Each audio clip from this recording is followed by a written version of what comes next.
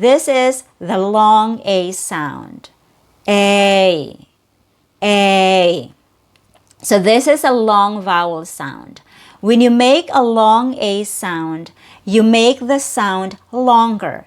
And you do that by dropping the jaw and then bringing it back up. K, cane, may, made, pay, pale, a, angel, shay, shame, not kin, not made, not pill. It's longer and it involves 2 steps. Drop the jaw and then bring it back up. Day, gate, danger, capable, hesitate.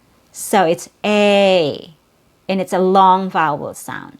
So don't say D, D. What D is it? What D? Because that's not accurate.